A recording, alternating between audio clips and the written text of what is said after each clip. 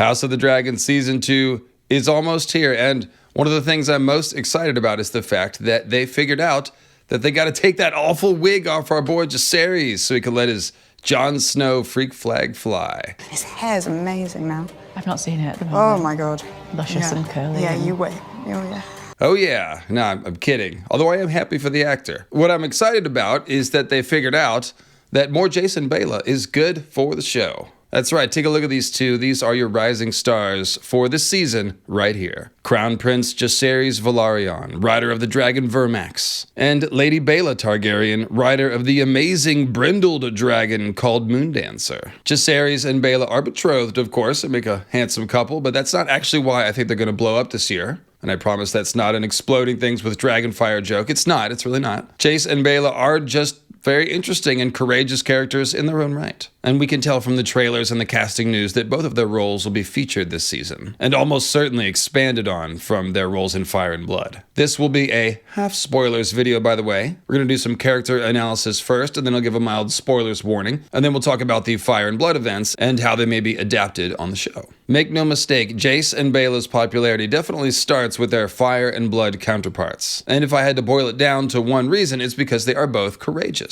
There's just something really compelling about characters who step up to face whatever challenges come their way with clear-eyed determination and bravery. And that's exactly what Jace and Baela are all about. Firstborn siblings also don't really have the greatest track record in Ice and Fire. Many of them reek of entitlement, arrogance, and even cruelty, such as King Aegon. But Jace and Baela, refreshingly, smell instead of responsibility and eagerness to help shoulder the duties of their parents and families. One definitely has the feeling that if these two were to become king and queen of Westeros one day, the realm would certainly be in good hands. Too bad there's a giant war going on. We'll have to see what happens. One thing we do know already is that Jace's journey to the north will be a huge part of Season 2. And we've already seen from the previews that he and Cregan Stark will not only visit at Winterfell, but will journey to the Wall, which did not happen in Fire and Blood. We can safely assume that this edition is related to Aegon's prophecy of Ice and Fire, of course, which is a huge plot point on House of the Dragon. So I definitely think it makes sense to expand this part of the story, and we'll talk about that for sure. There are already quite a lot of interesting things, cough, cough, Sarah Snow, dragon's eggs in the Winterfell crypt, what am I talking about, that happen while Jace is at Winterfell in Fire and Blood. So the show will no doubt have a lot of fun playing with some of those ideas. As for Baela, the trailers show her riding Moondancer in or near combat, here at the start of the war, which is more and earlier involvement than in Fire and Blood. And the actor playing Baela, Bethany Antonia, has dropped a fun detail about something Baela will do in Season 2, which we'll talk about after the spoiler warning. And then she also mentioned a couple of other cool Baela tidbits in that interview about her character motivation, her style, and about how all the younger characters will be more involved in their Fire and Blood counterparts, which means they will surprise all of us, even who've read the books. We're no doubt supposed to notice that they've given Baela a dragon rider costume, very reminiscent of Daenerys, which hits us right in the feels, at least it does for me, and is obviously meant to evoke Dany's bravery, courage, and Targaryen regalness. I'd also guess that they might be playing Baela's role up a little bit to help make up for the fact that we didn't get much Laena, although that's just me guessing and reading into it. And I suppose you Harwin stans could say the same. We didn't get much Harwin, but we're going to get a lot of Jace, so there you go. In any case, I think House of the Dragon Season 2 will be the year of Baela and Jace. Just don't call them BJ. Would it be Jacaela, perhaps? Maybe Jacaerys? Let me know in the comments, but I don't want any BJs. You hear me? Demonetized. Demonetized. All right, yeah. And yes, these are your rising stars of Season 2. You heard it here first. Yeah, you know, I think they're a great couple, and we've really had chance to sort of experiment this season with different emotional journeys, and I cannot wait for people to see their finished product because me and Bethany have worked very hard on this. So I hope people enjoy what we've done and enjoying watching Jace and Baela grow up on screen and maturing this season.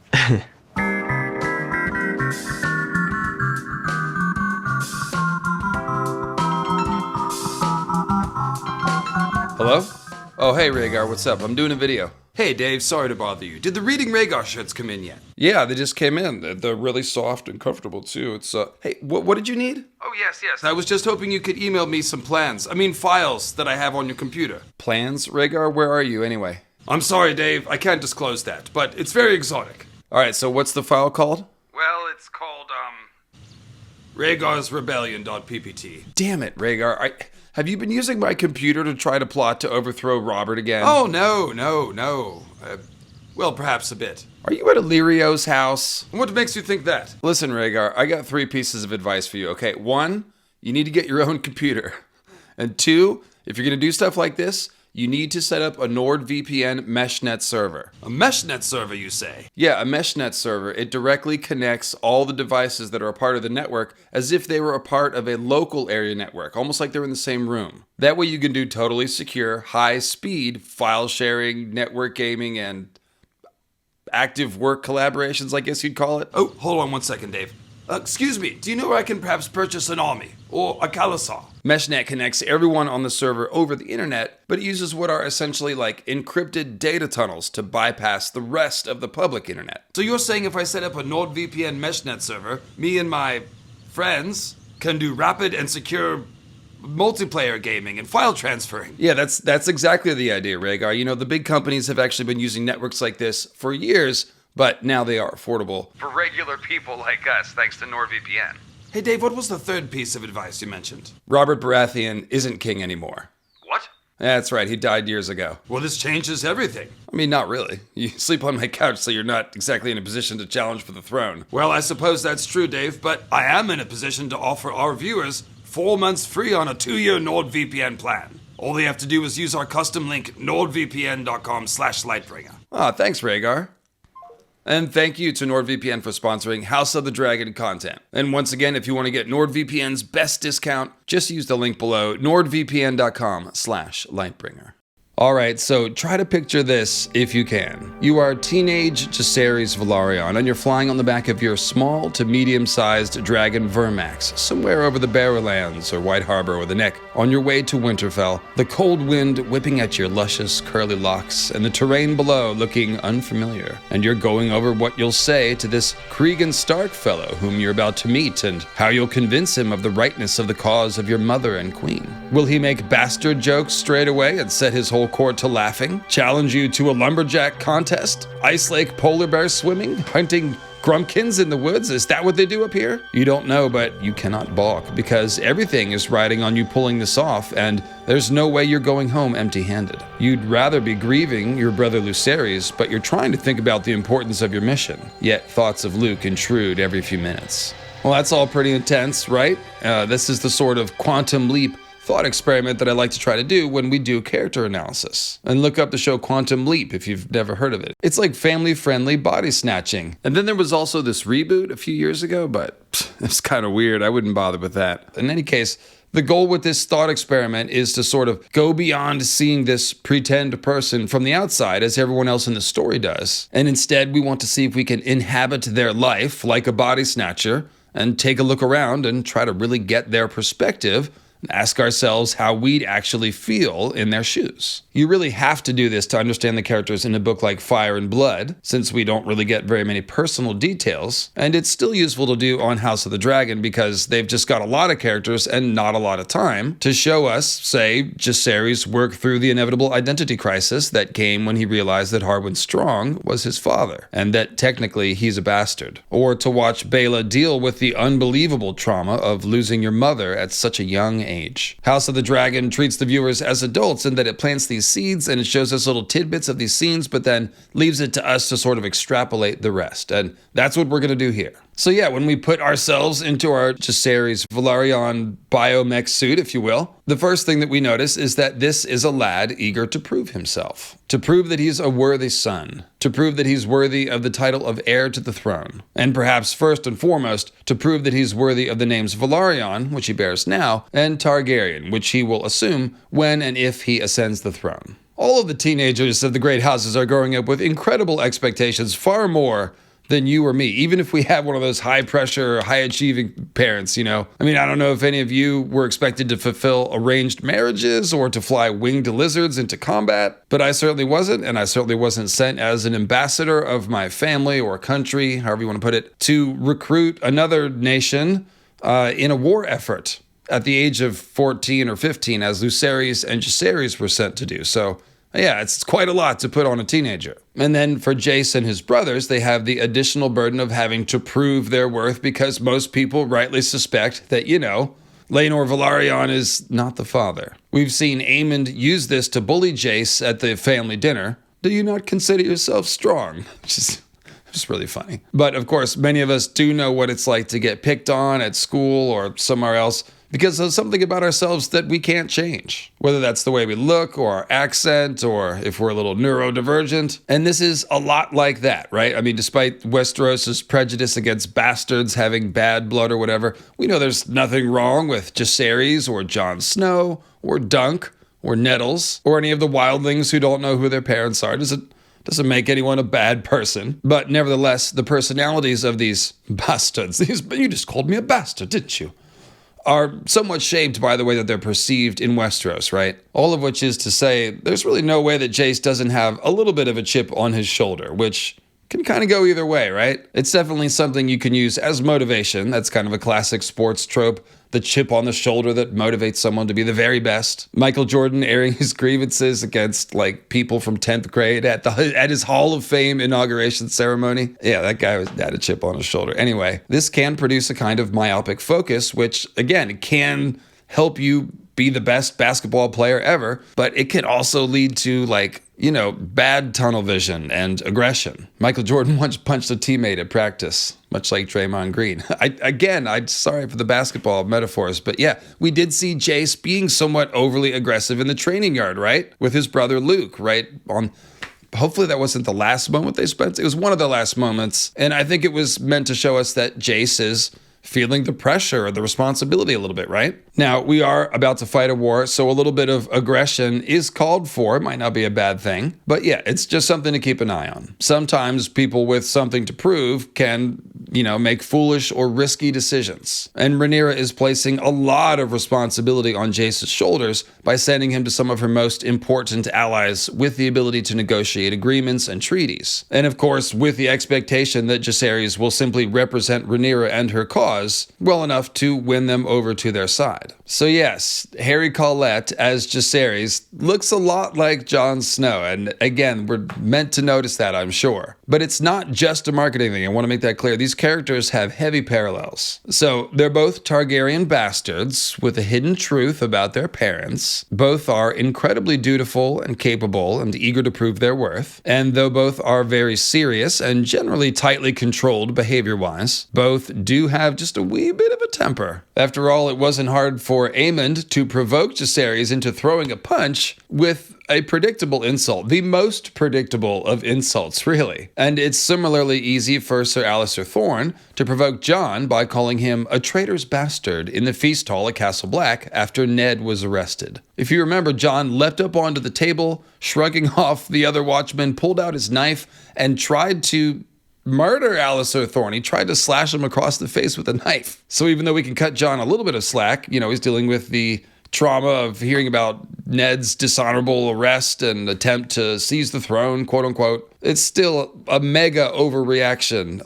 Leaping onto the table is literally like a joke, right? About somebody overreacting, flipping the table or jumping onto the couch, I guess, if you're Tom Cruise. So this is like that, but with a knife. So yeah.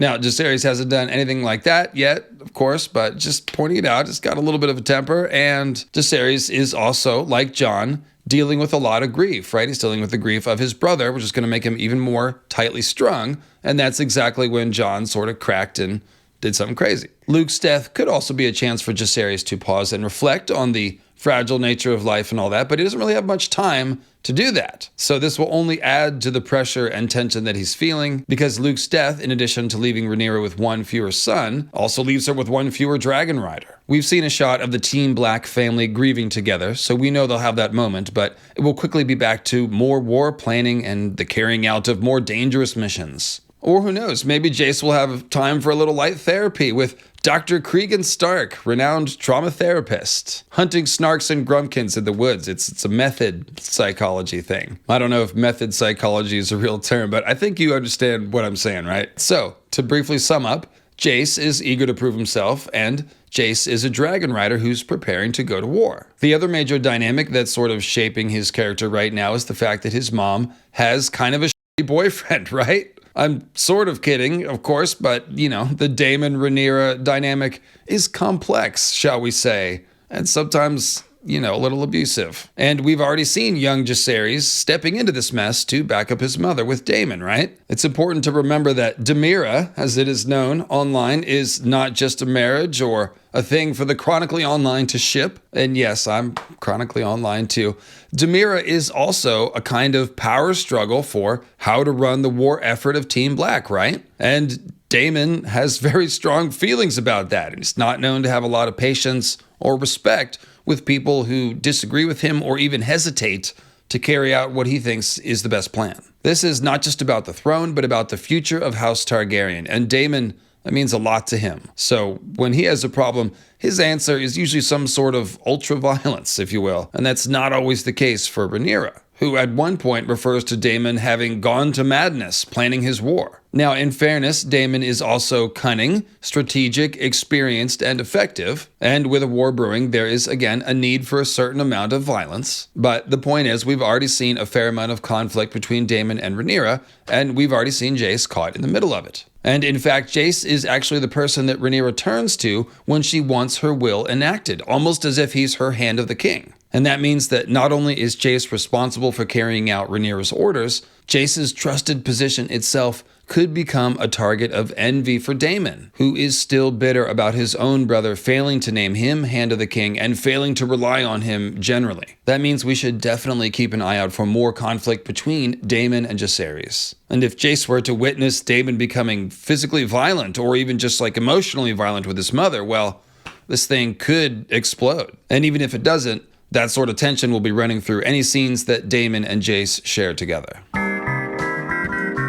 All right, it's time to talk about Lady Baela Targaryen, aka Baela the Brave, aka Baela the Bold, aka the rider of the, again, brindled dragon. That's that cool striped pattern on the wings, the brindled dragon Moondancer. And of course, there are brindled wyverns, which are green in Sothorios, and this is one of the clues that dragons and wyverns are related, or perhaps even that the Valerians created dragons from wyverns. But that's a story for another day. So yes, Moondancer is her dragon. And as for Baela, of course, she has a sister, Rhaena, and as a storyteller or writer, anytime you have two siblings or two characters that are sharing a plot arc, you have to immediately identify ways to differentiate the two characters in the minds of the audience, right? So with Baela and Rhaena, we can kind of see that on the show and in Fire and Blood, that Baela, the elder sister, is the bolder, braver, and potentially more composed of the two, and this is highlighted by the fact that Baela rides a dragon and Rhaena does not. That last, the fact that Baela has a dragon, is probably the reason that Daemon was able to form a stronger bond with Baela than Rhaena. Although it should be pointed out that in the show version of events, sometime after their mother's death, Rhaena goes to live with Daemon and Rhaenyra on Dragonstone, and Baela lives on Driftmark with Rhaenys and Corlys. Grandma Rhaenys and Grandpa Corlys. So I think what the show is doing as far as how they've chosen to flesh out Baela's character, I think they're kind of reverse engineering everything from this one really brave thing that she does near the end of the war in Fire and Blood. We'll get into the specifics of that in a second after the spoiler warning, but the gist of it is that her role in the book is essentially defined by her fearlessness and her refusal to accept defeat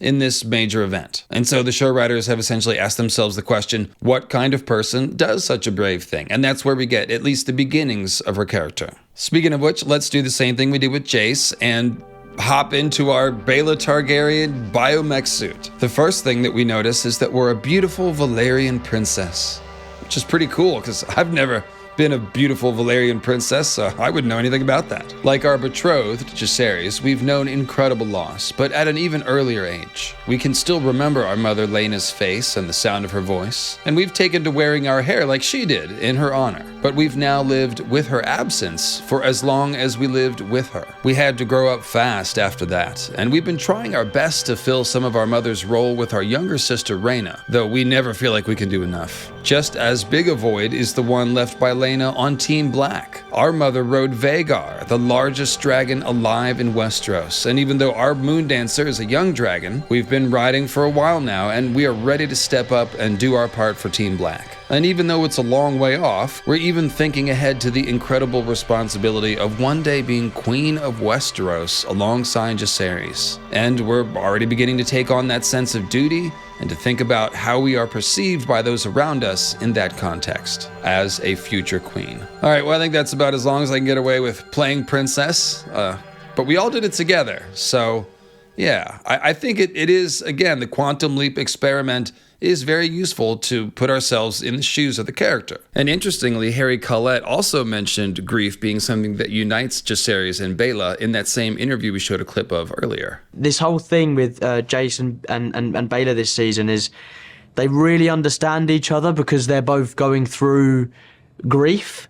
And, you know, Baela is the only person that will really confide in Jace, and Jace is the only person who will open up to Baela. So it works both ways, really. And like I said, the two girls, although they were split up, you know, with Rhaena, again, going to Dragonstone with Rhaenyra and Daemon, and Baela living on Driftmark with Grandma and Grandpa, those two islands are very close to one another. So we should assume that the girls still spent a lot of time together. So there's a really cool deleted scene with Baela and Rhaenys. And if you haven't seen this, you're going to wonder why they deleted it. I'm not sure, but Ryan Condal played this at some sort of event or convention. I apologize, I'm not sure where, but the video can easily be found on the internet, and it's a conversation between Baela and Rhaenys.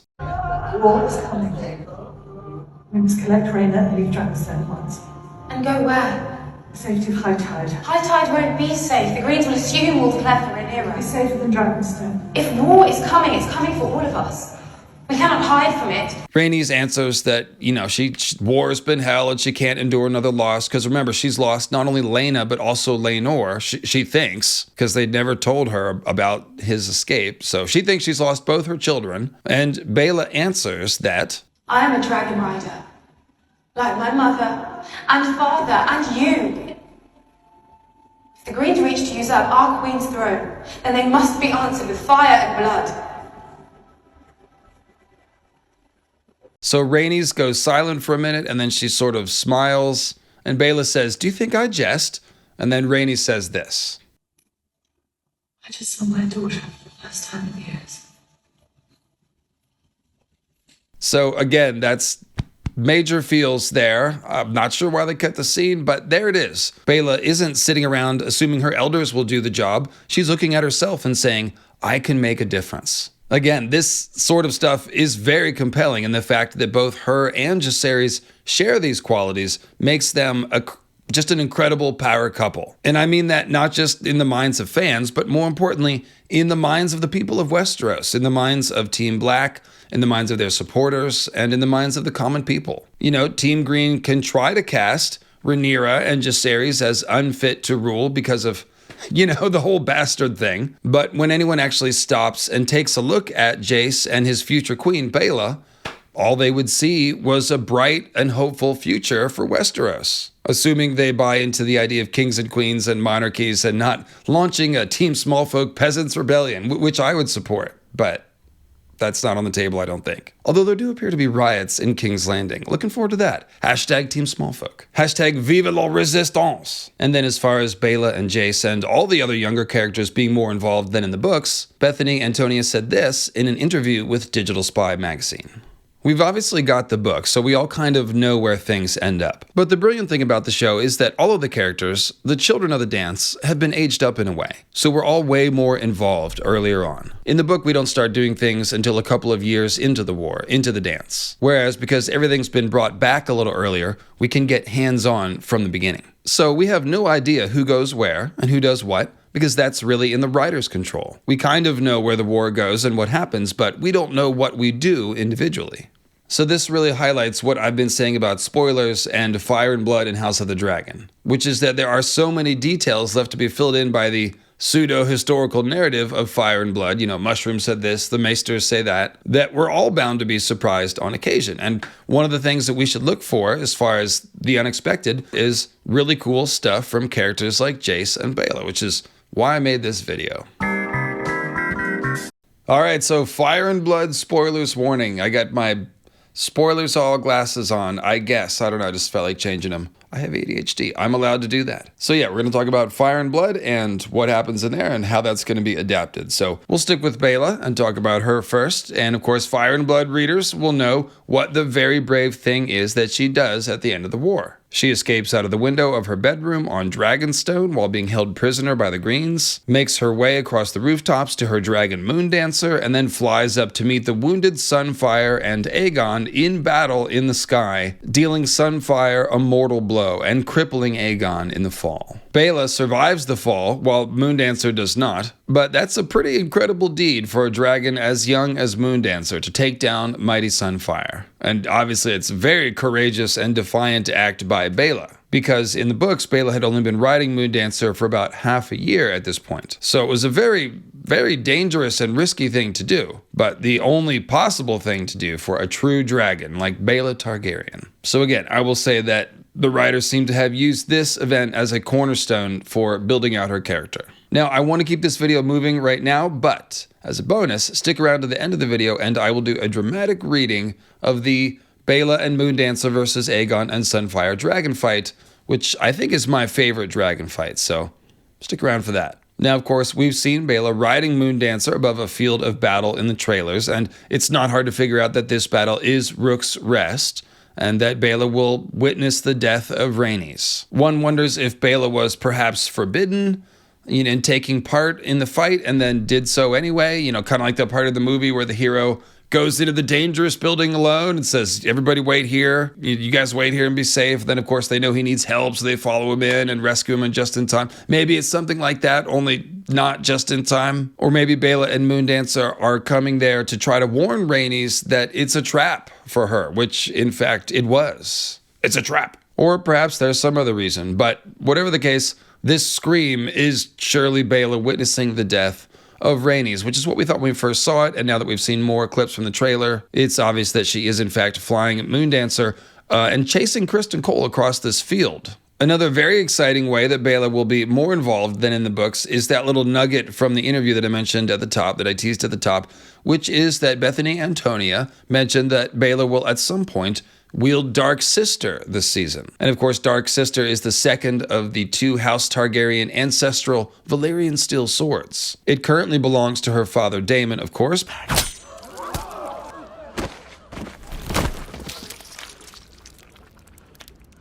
He can keep his tongue. But it was originally wielded by Visenya, and it was also carried by Maegor the Cruel, King Jacaerys, and the father of King Viserys and Daemon, who was named Balon the Brave, and Baela may well be named for Balon the Brave. If I were to guess, this might be a scenario where Daemon leaves Dark Sister with Baela while he's, skulking around King's Landing setting up blood and cheese, or perhaps he gives it to Baela while Baela goes on a dangerous mission as a sign of fatherly concern and also trust. Like here, take Dark Sister, it'll keep you safe. Or perhaps it's something more haphazard. There's an assassin or unexpected combat on Dragonstone or Driftmark, and Baela just has to pick up Dark Sister and defend herself, or someone else. We have also seen a trailer shot of Rhaenyra testing out swords, picking them up off the table, checking their heft and balance. And to me, it does make a lot of sense that basically any dragon rider should receive a minimum of combat training, no matter their gender and no matter if they are actually training to be a knight or not. Because of course, if you're a dragon rider, you're occasionally going to be flying your dragon into dangerous situations, and sometimes you might have to get off your dragon for one reason or another, or God forbid, there could be a crash landing, so you might need to defend yourself. Thus, all dragon riders should carry a sword or some kind of weapon. And also, it looks cool. It looks cool, so hard to argue with that. Women with swords and women with bass guitars, it's much the same energy, and it's good energy. So yeah, it makes sense for Baela or Rhaenyra to be carrying swords, and Rhaenyra in particular also might want to carry one for reasons of symbolism and messaging, simply because she is trying to prove that she can be a feudal monarch that can do just as good a job as the boys can, right? Baela might be carrying a sword for somewhat similar symbolic reasons, to show that she's ready to mix it up with Team Green. And then finally, I just want to leave you with the idea that the fact that she's more involved already means we should think about more than just Rook's Rest. She could be involved in any event going forward in the story. So that's pretty cool to watch out for. And thus again, Baela, rising star of season 2 and future seasons of House of the Dragon. So do let me know in the comments what you think of all that and what else you think Baela might get into. Jacaerys Targaryen is going to be one busy prince this year, or crown prince, I should say, at least for Team Black supporters. Jace's diplomacy mission in the books takes him to the Eyrie, the Three Sisters, White Harbor, and then Winterfell. But judging by the fact that he left for the Eyrie last season and is somehow going to be home in time for Lucerys' funeral, I'd guess that Jace comes home after the Vale. Maybe he heard news of Luke's death while he was there, and then he will go on the final leg of his trip to Winterfell. Sorry, White Harbor and Three Sisters. HBO just can't go putting webby-handed squisher folk on their family dragon show and frighten all the children, so sorry. Jacaerys will very likely be told about Aegon's prophecy in this visit home before going to Winterfell for several reasons. One, the heir to the Iron Throne is supposed to know. For example, Rhaenyra was told about the prophecy when she was made the heir, and we haven't seen Jacaerys be told yet. Two, Jace kinda needs to know about it before he goes to Winterfell so he and Cregan can talk about the prophecy and make the Pact of Ice and Fire and all that stuff that I made all those videos about. And three, Rhaenyra might be increasingly mindful of the danger that war poses to everyone following the death of Lucerys, and therefore may not want to be the only one safeguarding knowledge of the prophecy in case something should happen to her. Now, it could be that Rhaenyra even instructs Jacaerys to mention the prophecy to Cregan, or it could be that he does it spontaneously. Because, I mean, you know they're going to talk about it. I watched this YouTube video, and this guy seemed really certain. That was me. I'm the guy. And kidding aside, this is probably the thing I'm most excited to see. As you can tell, from an Ice and Fire lore point of view, this is just really interesting. The agreement forged between Jace and Cregan, stipulating that Jace will betroth his firstborn daughter whenever she's born to Cregan's infant son, is called the Pact of Ice and Fire. And it's pretty hard to believe that that has nothing to do with Aegon's prophecy of Ice and Fire, considering that it involves Jace, who is the crown prince and thus should know about the prophecy. And of course, we know that there is a similar version of Aegon's prophecy that also exists in book canon. George has said that. The fact that the show is adding this trip to the Wall makes it seem even more likely that the prophecy is going to be involved with Jace and Cregan. Perhaps Jace and Cregan have to go to the Wall suddenly because there are reports of strange activities that turn out to involve Whites or White Walkers. And then after seeing that's when Jace mentions the prophecy. I mean, you might think to mention it at that point. Oh, this must be the threat from the north, the zombies, the ice zombies. Or perhaps they talk about the prophecy at Winterfell and then decide to go to the Wall in order to do further investigation or verification of something. Either way would work, and by the way, the fastest way to get to the Wall from Winterfell is on the back of a dragon. So grab onto my waist, Cregan, and hold on tight. Yeah, some of you want to quantum leap yourselves into that moment based on some of the fan art that I've seen. But we digress again. Now, one of the reasons why people think that Aegon's prophecy might have been involved in the Pact of Ice and Fire, besides its name, is the idea that Aegon the Conqueror may have discussed it with Torrhen Stark when Torrhen knelt to Aegon, and that might be the reason why he submitted the North without a fight. The Targaryens were effectively offering to step up to the plate and use their dragons to protect the world and to fight the others, when the moment came. So that's a pretty good offer in return for calling Aegon king and paying, some sort of minimal tax. And then they even got the King's Road out of the tax. So yeah, it's a good deal. You can see why Torrhen might have taken it. Then we see Jacaerys and Alysanne make multiple trips to the north, including one very important trip to Winterfell and then the Wall, where Alysanne did all kinds of stuff. She visited the Night Fort and shut it down, sold some of her own jewelry in order to pay for a new castle at Deep Lake. They gave the Night's Watch the new gift, which doubled their lands. And Alysanne also famously tried to fly her dragon Silverwing across the Wall 3 times, and Silverwing refused. So check out my queen Alysanne at the Wall video. It's pretty cool history, and we could definitely see some more of that kind of thing when Jace visits the Wall. As far as the dragon trying to fly across, maybe they go visit the Night Fort, who knows. Now, speaking of Vermax, probably the coolest part of the Pact of Ice and Fire lore and body of theories is the idea that Vermax may have laid an egg somewhere down in the crypts of Winterfell, which would mean that Vermax is a she, obviously, but that's a very unknown field of research, the whole dragon gender who can lay eggs. As far as I can tell, they basically say that the ones that lay eggs are female, and that's the only way they can tell. And I'm very surprised that George has not given us a scene where someone is at least hearing or witnessing dragon intercourse of some kind. Never happened. Just saying, George. It's low-hanging fruit. I'm kind of surprised with all the things that you've written about. In any case, the idea here is that Vermax may have found some part of the Winterfell crypts that are warmed by the hot springs. And in fact, the caverns that the crypts are built into, they honeycomb all throughout the hills around Winterfell. So it's possible that Vermax was out hunting, and saw a cozy cave, crawled in there, and eventually ended up in the crypts, as opposed to Vermax slithering down the tiny little spiral stairway the way the people go. The Maesters do note that Vermax was never known to have laid eggs before, but again, they have no idea really what gender the dragons are, so maybe Vermax only laid this one clutch of eggs at Winterfell. However, I think there's another possibility, which may be even more plausible, which is simply that Jace brought a dragon's egg with him to cement the pact that he was going to make with Cregan. This dragon's egg would theoretically be for the daughter that Jace is eventually going to send north to Winterfell to marry Cregan's daughter, or perhaps even for their child, but either way, there's no better way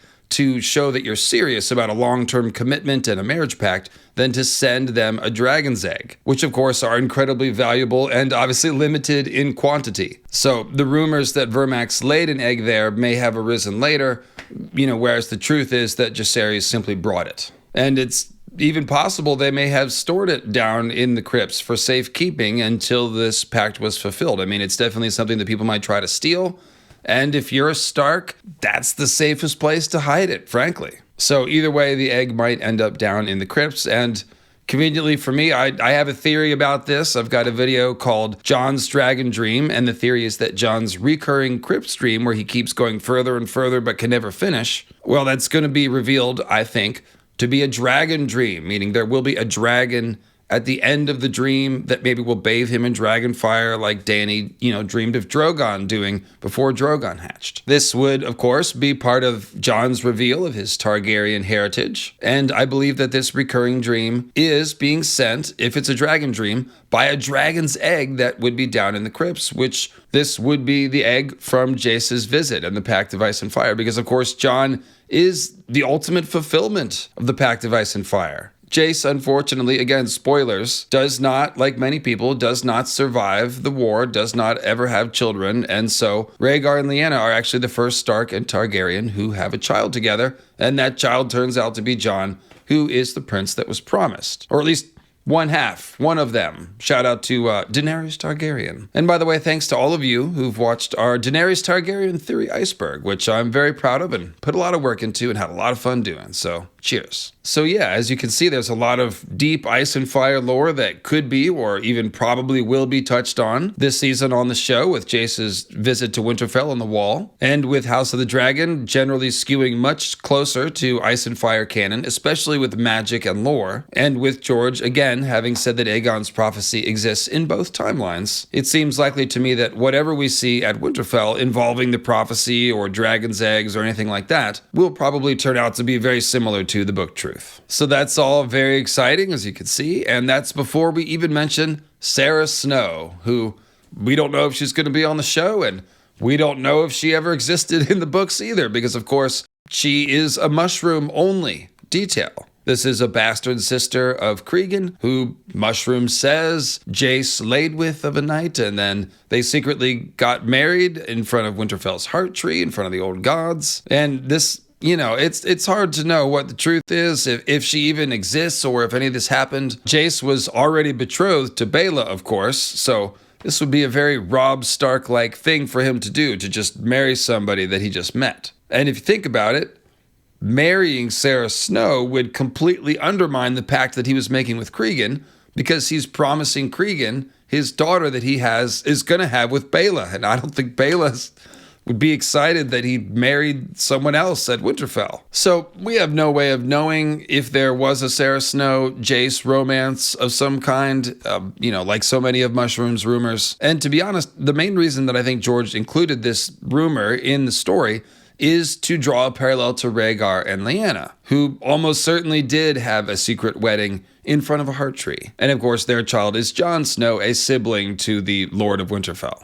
like Sarah Snow. I think George is trying to get us to think of RLJ in conjunction with the Pact of Ice and Fire, because basically Aegon's prophecy is like this through line running between all the Stark Targaryen interactions, beginning with Aegon the Conqueror meeting Torrhen, then we have Jace and Cregan with his pact of ice and fire, and then of course Rhaegar and Lyanna, and then eventually Jon and Daenerys. So this Stark Targaryen teamwork is very important. And Jon in particular turns out to be the fulfillment of, Jace and Cregan's pact of ice and fire, like I said. So once again, I have to say that it will be very exciting to see this developed a little more on the show, where they are, playing up Aegon's prophecy more than a little bit. One thing to note is that Rhaenyra and Jacaerys do not have the prophecy knife. Aegon has that. So there'll be no heating up the magic knife and showing Cregan Stark the runes or anything like that. However, Cregan, like all the Starks, have a general knowledge of the White Walkers and the idea that a threat can come from the north, which is the entire reason why Torrhen and his brother Brandon Snow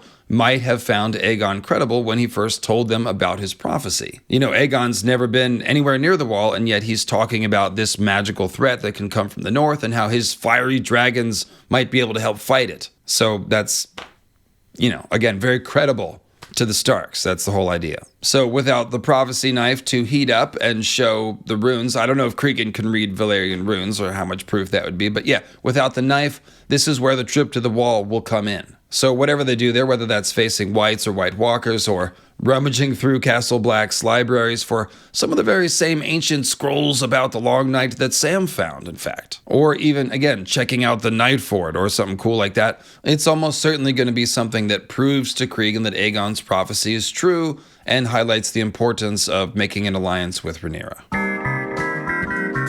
Alright, well that about does it for this video. I will do that quote reading in just a second, but first I wanted to say thank you for watching, and if you're looking for some fine folks to hang out with after the show on Sundays, talk about what you just saw after Blood and Cheese, that'll be lots of them.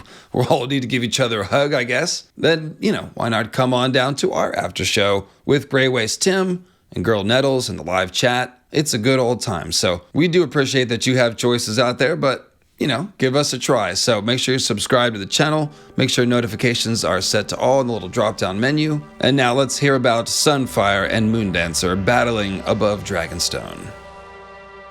Only in one respect did the plan go awry. As Tom Tangletongue and his ruffians smashed down the door of Lady Baela's bedchamber to take her prisoner, the girl slipped out her window, scrambling across rooftops and down walls until she reached the yard. The king's men had taken care to send guards to secure the stable where the castle dragons had been kept, but Baela had grown up on Dragonstone and knew ways in and out that they did not. By the time her pursuers caught up with her, she had already loosed Moondancer's chains and strapped a saddle onto her. So it came to pass that when King Aegon II flew Sunfire over Dragonmon's smoking peak and made his descent, expecting to make a triumphant entrance into a castle safely in the hands of his own men, with the queen's loyalists slain or captured, up to meet him rose Baela Targaryen, Prince Daemon's daughter by Lady Laena, as fearless as her father. Moondancer was a young dragon, pale green, with horns and crest and wing bones of pearl. Aside from her great wings, she was no larger than a warhorse, and weighed less. She was very quick, however, and Sunfire, though much larger, still struggled with a malformed wing and had taken fresh wounds from Grey Ghost.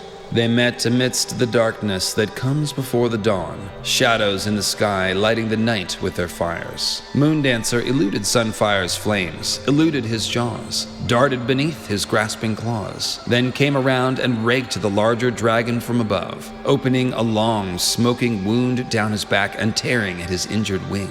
Watchers below said that Sunfire lurched drunkenly in the air, fighting to stay aloft, whilst Moondancer turned and came back at him, spitting fire. Sunfire answered with a furnace blast of golden flames so bright it lit the yard below like a second sun, a blast that took Moondancer full in the eyes. Like as not, the young dragon was blinded in that instant, yet still she flew on, slamming into Sunfire in a tangle of wings and claws. As they fell, Moondancer struck at Sunfire's neck repeatedly, tearing out mouthfuls of flesh, whilst the elder dragon sank his claws into her underbelly. Robed in fire and smoke, blind and bleeding, Moondancer beat her wings desperately as she tried to break away, but all her efforts did was slow their fall. The watchers in the yard scrambled for safety as the dragons slammed into the hard stone, still fighting. On the ground, Moondancer's quickness proved of little use against Sunfire's size and weight. The green dragon soon lay still. The golden dragon screamed his victory and tried to rise again, only to collapse back to the ground, with hot blood pouring from his wounds. King Aegon had leapt from the saddle when the dragons were still 20 feet from the ground, shattering both legs. Lady Baela stayed with Moondancer all the way down. Burned and battered, the girl still found the strength to undo her saddle chains and crawl away as her dragon coiled in her final death throes. When Alfred Broom drew his sword to slay her, Marston Waters wrenched the blade from his hand. Tom Tangletongue carried her to the maester.